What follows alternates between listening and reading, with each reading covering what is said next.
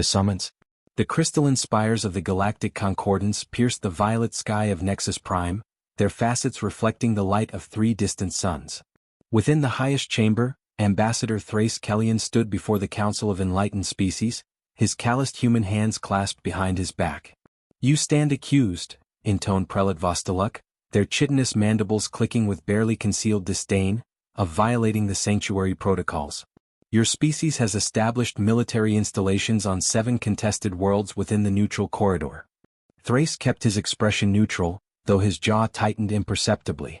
Around the circular chamber, representatives from 43 species observed with varying degrees of interest. The Valkyrie delegation, serpentine beings who considered themselves the galaxy's true diplomats, watched with hooded eyes that gleamed with satisfaction.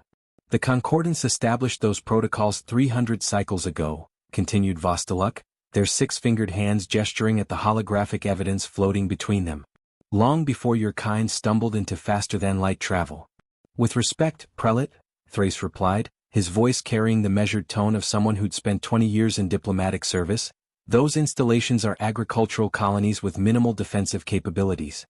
The colonists are families, not soldiers." A rippling laugh emanated from the Valkyrie section.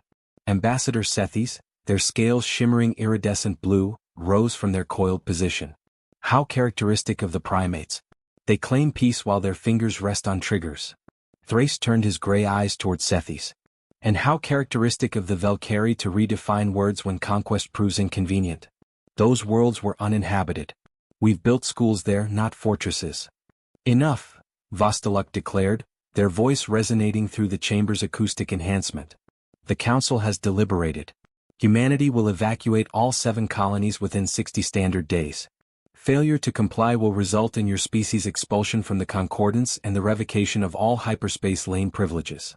Thrace felt the words like a physical blow. Expulsion would isolate Earth and her colonies, cutting off trade routes that fed billions. The colonies themselves housed nearly 2 million people. Farmers, teachers, engineers who'd spent decades building new lives on those frontier worlds. 60 days is impossible, Thrace said, his diplomatic composure cracking slightly. "The logistics alone." "Then I suggest you begin immediately," Vostaluk interrupted. "This council is adjourned." As the other delegates filed out, many avoiding Thrace's gaze, he stood motionless in the center of the chamber. Only when the last footsteps faded did he allow himself to exhale slowly, his shoulders sagging beneath the weight of impossible choices. From a shadowed alcove, a figure emerged. Councillor Merzin, one of the few Quelti representatives who'd abstained from the vote, approached on their 4 digitigrade legs. Their furred face bore an expression Thrace had learned to read as concern. "This wasn't about the colonies," Merzin said quietly, their voice a melodic rumble. "The Valkyrie have been lobbying for this for months. They want humanity weakened before the trade summit." Thrace nodded grimly. "I know. Sethes has been building alliances, promising favorable trade routes to anyone who'll vote against us. What will you do?" For a long moment, Thrace stared at the empty council seats, at the ancient symbols carved into the walls representing the Concordance's founding principles. Unity, prosperity, peace. He thought of his daughter Kira, stationed on New Harrow, one of the condemned colonies. He thought of her children, his grandchildren, who knew no other home. "I'll do what humans do best, Counselor," Thrace said, his voice hardening with resolve. "I'll find a loophole or I'll make one." Merzin's ears flattened against their skull, a gesture of unease. "Be careful, Ambassador. The Concordance has stood for 10,000 years. It does not respond well to those who challenge its authority." "Then perhaps," Thrace replied, turning toward the exit, "it's time the Concordance learned something about humans. We didn't claw our way up from Earth by accepting impossible ultimatums." As he walked through the towering archway, Thrace activated his neural comm, connecting to the encrypted channel that linked him to Earth's Strategic Defense Command. Admiral Helena Corvus answered immediately, her voice crisp despite the light-year distance. "Admiral," Thrace said quietly, "activate Protocol 7. There was a pause, then, "Ambassador, that protocol hasn't been authorized since the Xyler incident." "Are you certain?" Thrace glanced back at the empty council chamber one last time. "The council just made a grave mistake, Helena. They forgot why ancient Earth civilizations feared nothing more than an angry ape with enough intelligence to plan revenge." "Yes, I'm certain." "Activate Protocol 7. The gathering storm." 3 weeks after the council's ultimatum, The colonial ship Meridian's Hope drifted in orbit above New Harrow, its cargo bays already packed with the belongings of families forced to abandon their homes. On the planet's surface, Captain Kira Kellyan supervised the evacuation of Greenspire Settlement, the agricultural community she'd helped establish 15 years ago. "Mom, they can't do this." Her son, 16-year-old Marcus, stood amid the dismantled framework of their greenhouse, his face flushed with anger and unshed tears. "We built this place. Every building, every field, we earned this." Kira placed a weathered hand on his shoulder, her expression a mixture of maternal comfort and barely suppressed fury. She had her father's gray eyes and his tendency to speak truth regardless of consequence. "I know, sweetheart. But sometimes the galaxy doesn't care about fair." As another transport shuttle descended from orbit, Kira's wrist calm chirped. Her father's face appeared, looking haggard but determined. "Kira, I need you to slow the evacuation," Thrace said without preamble. She blinked in surprise. "Dad, we're already behind schedule. The council deadline. Buy me time. 2 weeks, maybe 3. I'm working on something." Kira glanced around at the 100 families packing their lives into cargo containers, at the fields of gene-modified wheat swaying in New Harrow's perpetual twilight. "What kind of something? The kind that might get me expelled from the Concordance? Or save every human colony out here?" Thrace's image flickered as interference rippled through the connection. "Trust me, little star." The childhood nickname made her chest tighten. "Always. But Dad, what's Protocol 7? His expression darkened. "Insurance. The kind humanity hoped it would never need to collect." Before Kira could respond, the connection severed. She stood there for a moment, then turned to Marcus. "Change of plans. Tell the settlement coordinators we're experiencing equipment malfunctions. Technical difficulties with the orbital lifts." Marcus's confused expression transformed into understanding, then a grim smile. "How long do we stall?" "As long as we can without giving the Council an excuse for military intervention." Across the neutral corridor, on the humid world of Verdana Station, Lieutenant Commander Royce Mercer received similar orders.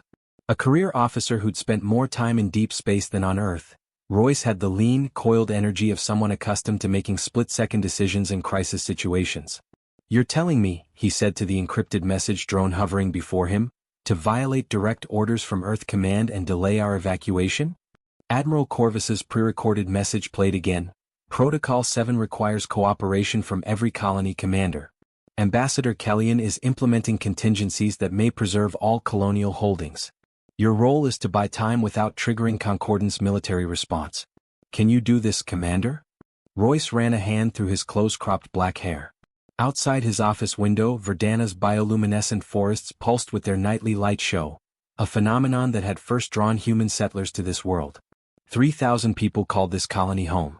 Could he risk their lives on a protocol he'd only heard whispered about in classified briefings? His father had been a farmer in old Ohio before the droughts. His grandmother survived the water wars. Mercers didn't abandon land they'd watered with their own sweat. "Affirmative, Admiral," he told the drone. "Verdana will experience unexpected complications."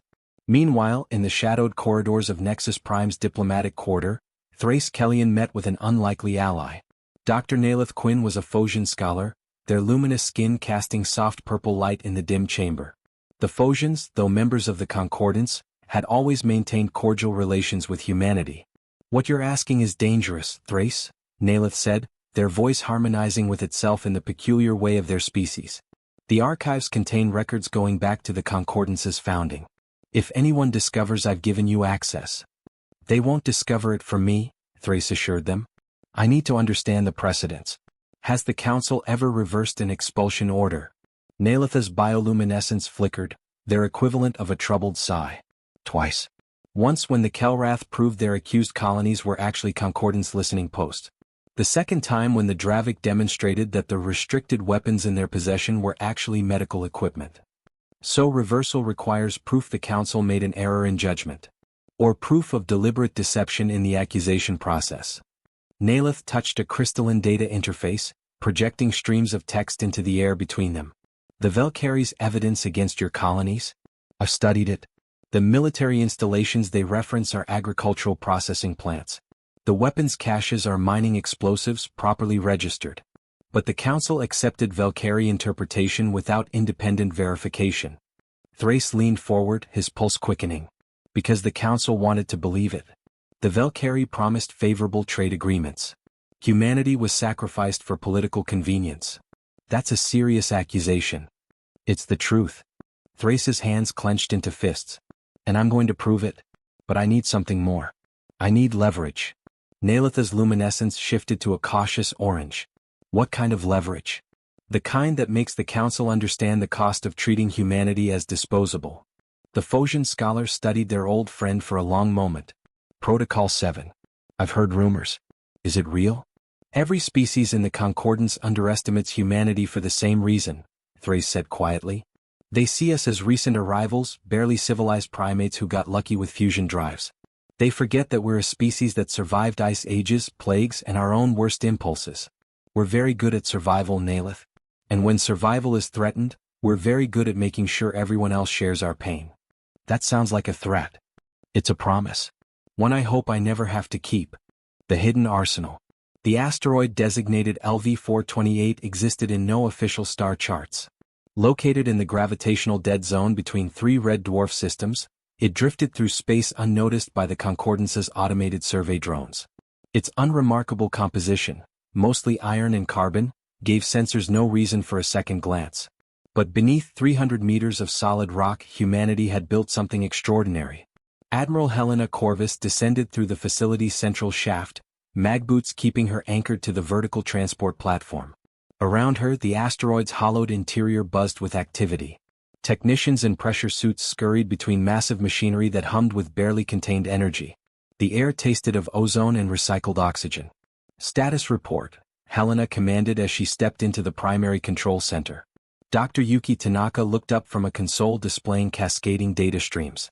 The lead scientist of the Shadow Project had the harried appearance of someone who hadn't slept properly in weeks, which Helena knew was probably accurate. The gravitational displacement matrix is charging on schedule, Yuki reported, her fingers dancing across haptic controls. We'll reach operational capacity in 48 hours. But Admiral? She hesitated. Are we really doing this? Helena studied the massive device visible through the reinforced observation window. The Cascade Array, 30 years in secret development, was humanity's insurance policy against extinction. Based on theoretical physics that the Concordance's scientists still dismissed as impossible, it could manipulate gravitational fields across light-years of space. It could also weaponize them in ways that would redefine warfare. We're preparing to do this, Helena corrected. Whether we actually activate depends on how the next 2 weeks unfold. Ambassador Kellyan believes diplomacy can still work. And if it doesn't? Helena's jaw tightened. Then the Council learns why Protocol 7 exists. How many Concordance worlds are within our projected range? Yuki consulted her readouts. 17 major population centers including Nexus Prime. Approximately 400 billion sentient beings. The number hung in the air between them like a physical weight. Helena had served in the Human Defense Fleet for 40 years, had fought in the brief but brutal border conflict with the Xyler. She'd given orders that resulted in deaths. But this was different. This was the power to reshape star systems, to turn gravity itself into a weapon of mass devastation. The array won't kill anyone, Yuki added quickly, perhaps sensing Helena's thoughts. The displacement fields would disrupt hyperspace lanes, prevent FTL travel, cause massive communication blackouts. But the gravitational effects wouldn't reach planetary surfaces. This is a strategic weapon, not a genocidal one. Tell that to the trillions who'll be stranded on their worlds, cut off from food shipments, medicine, trade. Helena shook her head. We'd be holding the entire Concordance hostage. Better than letting them erase humanity from the galaxy. Before Helena could respond, her comm chimed with an encrypted priority signal. She stepped into a privacy booth, activating the quantum-entangled link that allowed real-time communication with Earth despite the distance. General Marcus Thorne appeared, his weathered face grave. Earth's military oversight commander didn't waste words. Admiral, the civilian government is getting nervous. There are leaks about unusual military activity. The press is asking questions about Protocol 7. Tell them the truth, Helena said. That it's a contingency plan for worst-case scenarios involving threats to human survival. That's not reassuring anyone. Some council members are calling for your resignation, saying you're risking war with the entire Concordance. Those council members didn't see the diplomatic cables I saw, Helena replied sharply. The Valkyrie aren't working alone. They've convinced 6 other species that humanity's rapid expansion threatens the galactic balance. This isn't about 7 colonies, Marcus. This is about whether humans have a right to exist among the stars at all. Thorne's expression softened slightly. I know. And for the record, I support Protocol 7. But I need you to understand what you're asking. If the array activates, there's no walking this back. We become either the galaxy's greatest threat or its greatest tragedy. Or its greatest survivors, Helena countered. Our ancestors didn't leave Earth just to accept extinction when it became politically convenient for older species. We bought ourselves a seat at the galactic table with innovation, determination, and the willingness to defend what's ours. Just make sure you're defending, Helena, not conquering. The connection ended, leaving Helena alone with her thoughts. Through the booth's transparent wall, she could see Yuki coordinating with the array team, could see the massive gravitational coils cycling through their calibration sequences. Her wrist comm vibrated with a text message from Thrace Kellyan, found evidence of Valkyrie manipulation. Council agreed to hear new testimony in 5 days. Keep the array warm but quiet. Helena allowed herself a tight smile. 5 days. They could do 5 days. She opened the privacy booth and returned to the command center. Dr. Tanaka, continue preparations but maintain stealth protocols. We're still in the hope for the best, prepare for the worst phase. Yuki nodded, then asked quietly, and if diplomacy fails? If the council refuses to hear the truth? Helena looked at the array, at humanity's ultimate gambit, and remembered something her grandmother used to say. The old woman had fought in the resource wars, had survived horrors that would have broken lesser souls. Then we remind the galaxy of an old Earth saying, Helena replied. Don't start nothing won't be nothing. But if something gets started, we finish it. In the observation deck, a junior officer named Specialist Chin overheard the exchange. Later, in the crew quarters, she'd share it with her bunkmates. Within hours, the phrase would spread through the facility, becoming a quiet mantra among the 300 personnel who lived and worked in the shadows of the hidden arsenal. Don't start nothing won't be nothing. But if something gets started, humans always finish it. The Council's arrogance. Ambassador Sethis coiled luxuriously in their private chambers aboard the Valkyrie flagship Serpent's Wisdom, monitoring multiple data streams with practiced ease. The ship orbited Nexus Prime, close enough to the planet for rapid deployment if needed, distant enough to maintain the appearance of neutrality. The human colonies continue their technical difficulties, reported Commander Gileth, their scales a darker blue than Sethis's, marking them as military caste. Our intelligence suggests deliberate delays. Sethis's tongue flickered in amusement. Of course they're delaying. Cornered animals always thrash before accepting their fate. How much time remains on the Council's ultimatum? 32 standard days. Perfect. Continue monitoring. When they inevitably miss the deadline, the Council will have no choice but to authorize enforcement action. Sethis accessed a holographic display showing the 7 contested colonies. And once the Concordance fleet removes the humans by force, their reputation will be damaged beyond repair. No species will trust them to honor agreements. And the trade summit? Without human competition, the Terran trade routes will be redistributed. The Valkyrie Confederacy stands to gain contracts worth trillions. Sethis's eyes gleamed with satisfaction. All because the primates couldn't resist expanding into territory we'd marked for future development. Gileth hesitated. Ambassador, our Xenopsychology division has expressed concerns. Human behavioral patterns suggest unpredictability when threatened. They recommend caution. Yes, I've read the reports. Sethis waved a dismissive hand. Human history is filled with conflict, but it's also filled with surrender when outmatched. They fought among themselves for millennia with primitive weapons. They have no concept of coordinated galactic-scale strategy. With respect, they did survive first contact with the Xylar incursion. They got lucky. The Xylar underestimated their defensive capabilities. Sethis pulled up footage from that brief conflict. Human ships using unconventional tactics, sacrificing themselves in kamikaze runs that caught the Xylar off guard. Desperation, not brilliance. The Concordance represents 400 species, military capabilities beyond their comprehension. They'll comply or be removed. There is no third option. What neither Sethis nor Gileth knew was that their secure communication was being monitored. 12 light-years away, on a human signals intelligence station disguised as a commercial relay satellite, analyst second-class Ravi Sharma watched the translated Valkyrie conversation with growing alarm. "Ma'am, you need to see this," he called to his supervisor. Lieutenant Sora Kim crossed the small station in 3 strides. As she read the intercept, her expression hardened. They're planning to make us miss the deadline deliberately. Then use force to make an example of us. Should we inform Ambassador Kellyan? Already on it. Sora's fingers flew across her console, encrypting the data for immediate transmission. But this is bigger than diplomacy. This is a conspiracy to destroy humanity's standing in the Concordance permanently.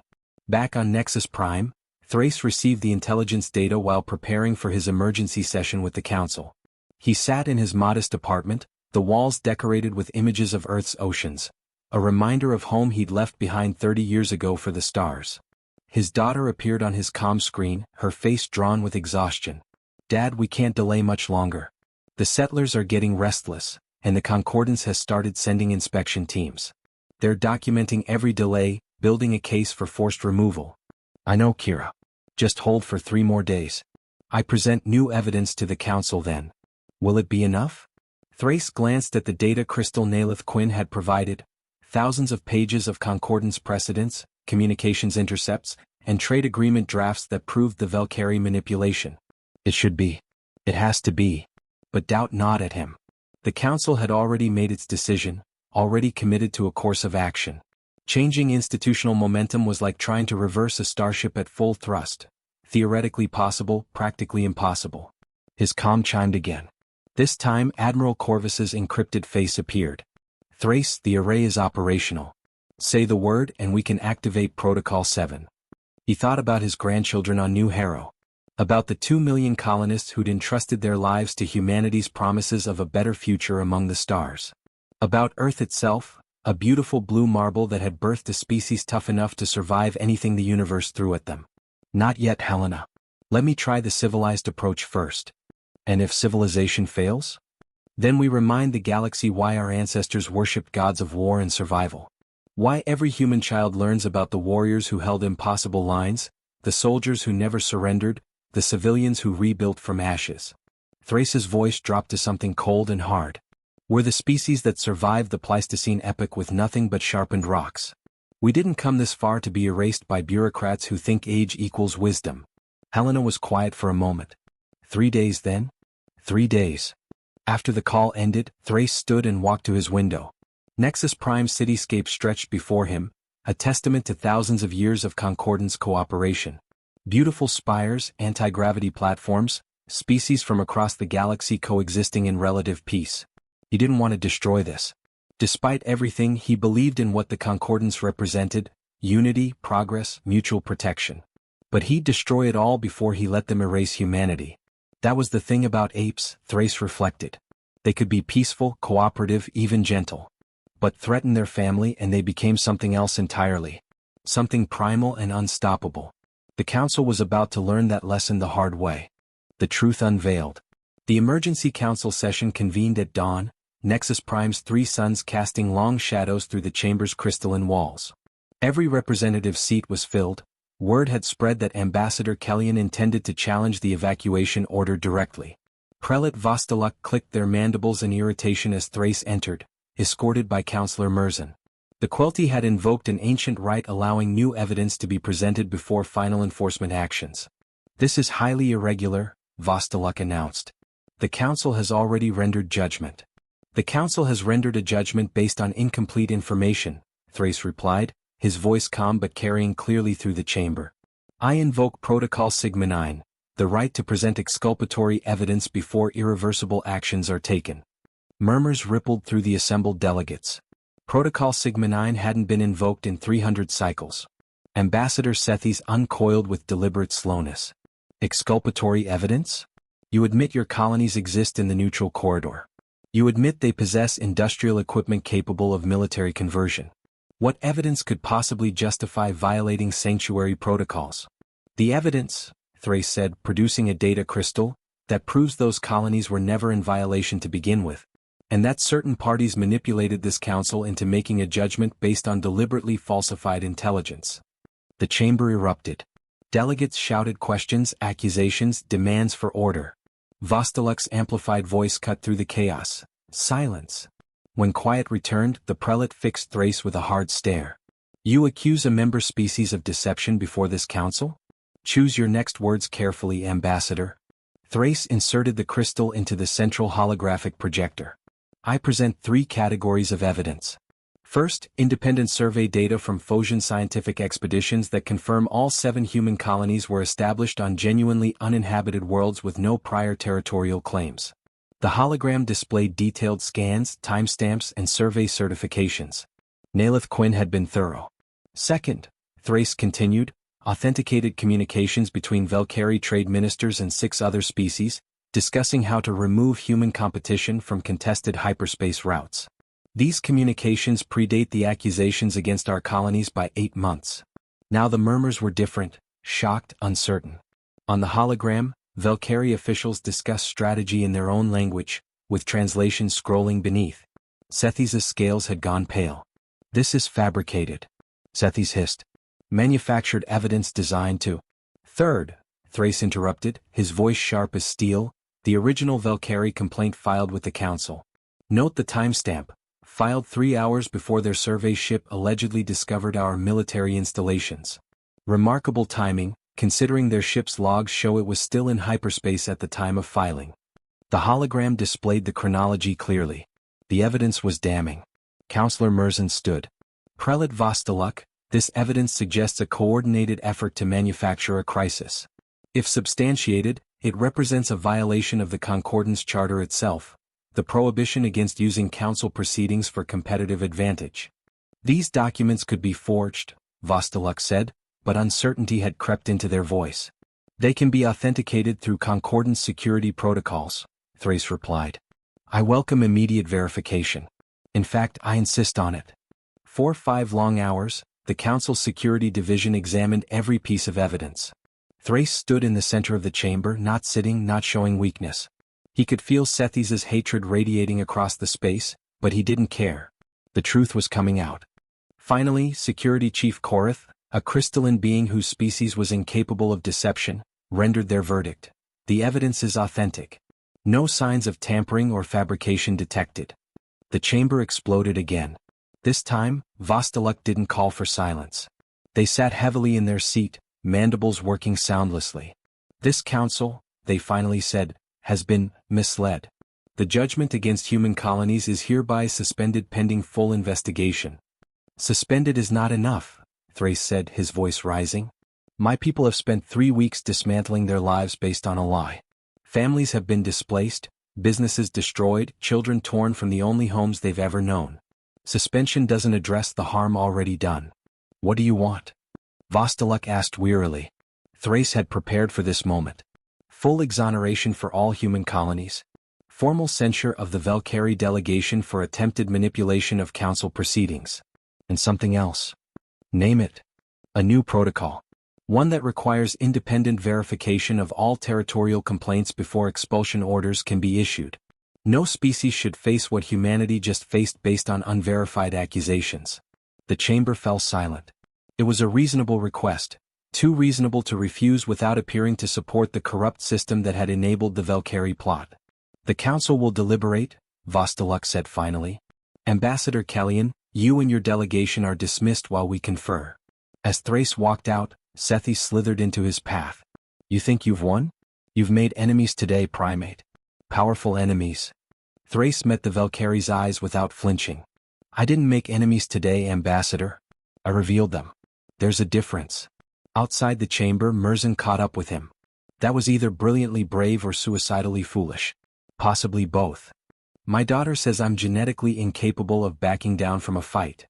Thrace allowed himself a slight smile. Especially when I'm right. His calm vibrated. Admiral Corvus, I've been monitoring the feed. Well done. Should I stand down the array? Thrace looked back at the council chamber, where the fate of humanity's future was being decided. Not yet.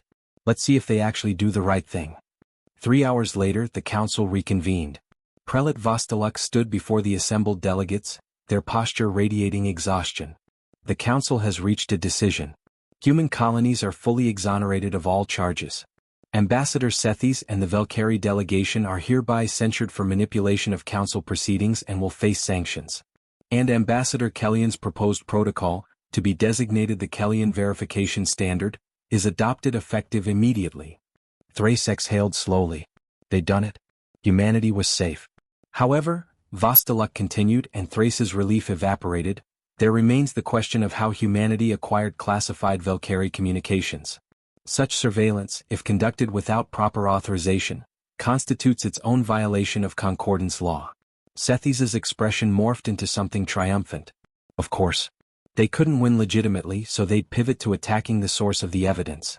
I acquired those communications, Thrace said carefully, through legal intelligence gathering methods employed by every major species in the concordance. If you'd like to audit humanity's signals intelligence operations, we'll happily submit to such review, provided every other species does the same. The bluff hung in the air. No species wanted their intelligence methods exposed. That won't be necessary, Vostaluk said after a pause. This matter is concluded. The council is adjourned. As delegates filed out, some congratulated Thrace. Others avoided his gaze. The political landscape had shifted, and everyone was recalculating alliances. But Thrace only cared about one thing. He activated his comm. Kira, tell the colonists they can unpack. We're staying. His daughter's joyful whoop made everything worthwhile. The price of victory. New Harrow's settlement center erupted in celebration when the news broke. Colonists who'd spent weeks packing their lives into cargo containers now unpacked them with tears of relief. Children ran through the streets, their laughter echoing off buildings that would remain their homes after all. Captain Kira Kellyan stood on a balcony overlooking Greenspire settlement, watching families reunite with hope instead of grief. Her son Marcus appeared beside her, grinning wider than she'd seen in months. "Grandpa did it," Marcus said, wonder in his voice. "He actually did it." "He did," Kira agreed, but her expression remained troubled. "But I wonder what it cost him." Back on Nexus Prime, Thrace was discovering the answer to that question. The formal exoneration had been a victory, but victories in galactic politics were never clean. Admiral Corvus's hologram flickered in his apartment. "You're being followed. Valkyrie intelligence assets, probably. They're not being subtle about it either. They want you to know they're watching." "Let them watch," Thrace said, though he felt the weight of invisible eyes. "They can't touch me without proving everything I said about them was true. They don't need to touch you directly. Accidents happen, Thrace. Especially to people who embarrass powerful entities." Helena's concern was clear. "I'm recommending you accept protective custody. Return to Earth until this blows over." "I won't run. The moment I leave, it signals weakness. Every species watching will note that humanity's ambassador fled when threatened. Pride's going to get you killed. Maybe. But it might also keep humanity alive long-term."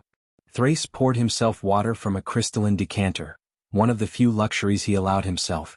"The Concordance respects strength, Helena. We just proved we can't be easily manipulated or intimidated. Now we need to prove we can't be frightened away either." After the call ended, Thrace sat in his darkened apartment, reviewing the day's events. The victory felt hollow. Yes, the colonies were safe. Yes, the Valkyrie conspiracy had been exposed. But he'd also learned something disturbing about the Concordance itself.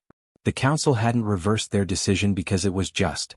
They'd reversed it because the evidence made maintaining the lie politically untenable.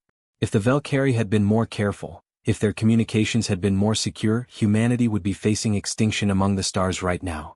A gentle chime announced a visitor. Thrace checked his security feed. Counselor Merzan, alone. He opened the door. "Counselor. This is unexpected. May I enter?" Merzan's fur seemed to have grayed since the morning session. "I need to speak with you privately." Inside, Merzan declined refreshment and got straight to the point. "You made enemies today, Thrace. Powerful enemies beyond just the Valkyrie. I exposed corruption. If that makes enemies, so be it. You don't understand. The Valkyrie had 6 species supporting their scheme. Those species now face embarrassment at best, complicity charges at worst. And there are others, species who benefit from the current system where younger civilizations like humanity can be easily marginalized." Thrace leaned forward. "How many?" At least 15 council members voted to expel humanity, knowing the charges were questionable but politically convenient. They wanted to send a message: know your place, remain subordinate, don't challenge the established order. Merzan's ears flattened. "You just challenged that order and won. They won't forget." "Are you warning me or threatening me, Counselor?" "Warning. Because despite everything, I consider you a friend." Merzan stood, moving to the window overlooking the city. "The Concordance has existed for 10,000 years by maintaining certain traditions. Older species guide policy. Newer species follow. It's not official, but it's real. It's wrong. Perhaps. But it's also stable. Your victory today destabilized things. The Kellyan verification standard sounds good in theory, but it restricts the Council's ability to act quickly. Some see that as necessary reform. Others see it as dangerous precedent. Thrace absorbed this, pieces clicking together. The vote to exonerate us, it wasn't unanimous, was it? 43 species in the Council. You won by a margin of 23 to 20. Many abstained, waiting to see which way power flows. 20 species had still voted to expel humanity even after seeing proof of the conspiracy. The realization was chilling. What do you recommend? Thrace asked. Tread carefully. You've won a battle, not the war. Build alliances with species like the Phosians, the Quelti, those who support fair treatment regardless of a civilization's age. And Merzan hesitated. Consider what you'll do if they try again. Try what again? To eliminate humanity from the concordance. Different method, same goal. They'll be more careful next time. After Merzan left, Thrace contacted Admiral Corvus again. Helena, I need you to keep the array operational but hidden. Indefinitely. The Admiral's expression showed no surprise. You think they'll try again? I know they will. Today proved humanity can win through evidence and legal maneuvering. But it also proved that a significant portion of the Council wants us gone regardless of the law. Thrace felt the weight of the decision settling on his shoulders. Protocol 7 stops being a contingency plan. It becomes our permanent insurance policy. That's a significant escalation, Thrace. Maintaining the array long-term will cost billions, require permanent personnel assignments. I know what it costs. I also know what extinction costs. He stood, staring at his reflection in the darkened window. Our ancestors kept nuclear arsenals for decades during the Cold War, hoping they'd never need them but knowing the alternative was conquest. This is the same principle on a galactic scale. The Council would see it as a threat if they discovered it. Then we ensure they don't discover it. Classification beyond top secret. Compartmentalized information. Only essential personnel in the loop. Helena was quiet for a long moment. You're asking me to turn a significant portion of our military into a shadow force that operates outside normal chains of command. I'm asking you to ensure humanity's children have a future among the stars. Whatever that takes. Understood. The array remains operational. Helena's image flickered. For what it's worth, Thrace, I think you made the right call today. Both in the Council and now. History will judge whether I'm wise or paranoid. History is written by survivors, Helena replied. Let's make sure we're around to write it. In the days that followed, humanity's colonies celebrated their reprieve. Families finished unpacking, farmers returned to their fields, children went back to schools that would remain open. But in classified facilities across human space, military personnel quietly maintained weapons systems the Concordance didn't know existed. Engineers calibrated gravitational displacement matrices. Intelligence analysts monitored alien communications for signs of new threats. And Ambassador Thrace Kellyan walked the gleaming halls of Nexus Prime, smiling at fellow diplomats while carrying the cold knowledge that humanity's peace rested on a foundation of secrets and the will to use terrible power if necessary. The Council had learned one lesson: don't underestimate humanity's ability to fight back. They had yet to learn the second: don't make them fight in the first place. Protocol 7 revealed. 6 months after the Council exoneration, the political landscape had shifted subtly but significantly. Humanity's colonies thrived, trade agreements were renegotiated on more favorable terms, and the Kellyan verification standard had already prevented 2 questionable territorial disputes from escalating to expulsion votes. But beneath the surface, tension simmered. Thrace sat in a secure conference room on Earth, brought home for the first time in 3 years for meetings with the civilian government. President Amara Chin studied him with eyes that had seen too many political battles. The cost of maintaining Protocol 7 is becoming untenable, she said, sliding a data pad across the table. 43 billion credits annually, resources that could fund medical research, education, infrastructure. The Finance Committee is demanding answers. The Finance Committee can demand all they want, Thrace replied. Protocol 7 is classified above their clearance level for good reason. I'm the president. Nothing is above my clearance level. Chen's tone was steel wrapped in velvet. I know about the array. I know about the shadow facilities. What I don't know is whether we're defenders or threats. Admiral Corvus, present via hologram from the orbital command station, spoke up. With respect, Madam President, we're defenders preparing for a threat that most hope will never materialize but some of us know is inevitable. Explain. Thrace activated the room's holographic display, showing a star map. Red markers indicated Valkyrie-controlled systems. Blue showed human colonies. Purple marked neutral territory increasingly contested by multiple species. After our exoneration, the Valkyrie didn't retreat. They regrouped. Intelligence intercepts show them building a coalition, species concerned about aggressive human expansion. Thrace highlighted communication routes lighting up across the map. They're more careful now, avoiding council channels, but the goal remains the same: limit or eliminate human presence in contested regions. So we maintain an illegal weapon system because the Valkyrie don't like us? We maintain a defensive capability because 15 to 20 species consistently vote against human interests despite evidence and law, Admiral Corvus corrected. Because our signals intelligence shows 3 separate species discussing the human problem. Because we're the newest major species in the Concordance, and history shows what happens to newcomers who can't defend themselves. President Chen was quiet for a long moment. What happens if the Concordance discovers the array? Best case scenario, we're censured and forced to dismantle it. Worst case, we're expelled, our colonies seized, Earth possibly quarantined. Thrace met her gaze steadily. Which is why Protocol 7 includes a failsafe. What kind of failsafe? If the array is discovered or humanity faces imminent existential threat, we activate full deployment. Gravity disruption across all major Concordance hyperspace routes simultaneously. The president's face went pale. That would cripple galactic civilization. It would level the playing field, Helena said. Every species, regardless of age or power, would face the same crisis. No one could act against us without risking their own survival. That's mutually assured destruction. Yes, Thrace said simply.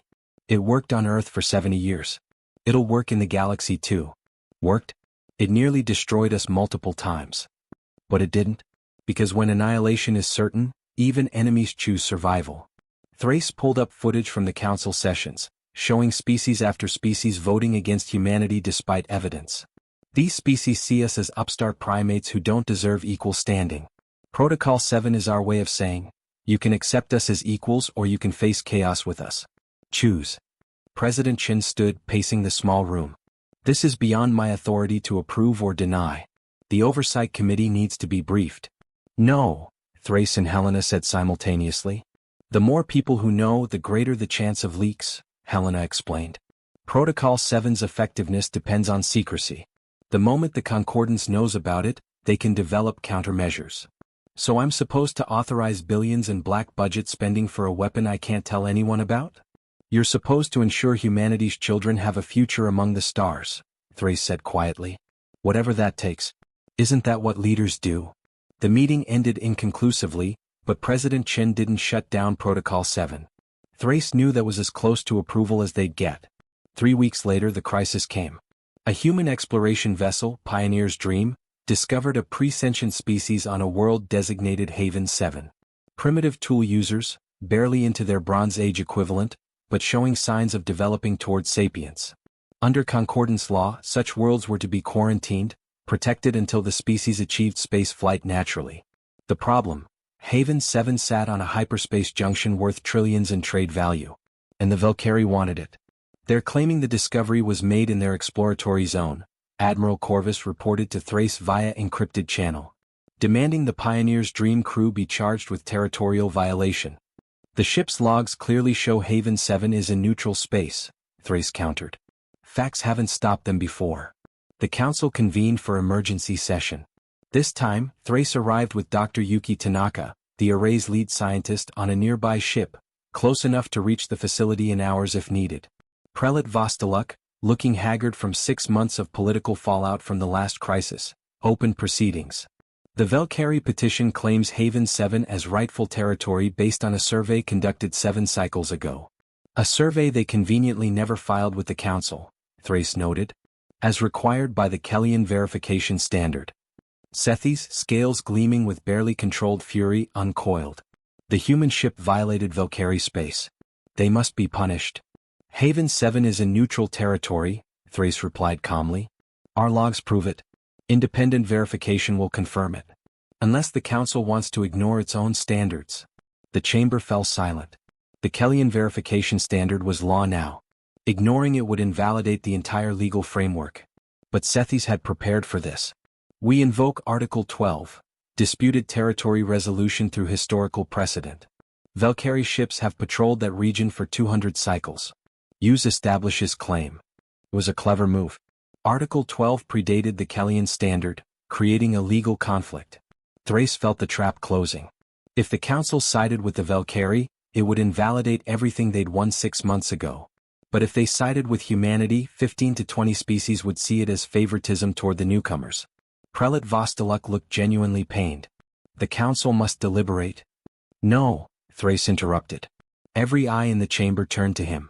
No more deliberations that take weeks while politics override law. I invoke Protocol Sigma 12, immediate arbitration by external authority. Another ancient protocol rarely used. It meant bringing in neutral arbiters from outside the council.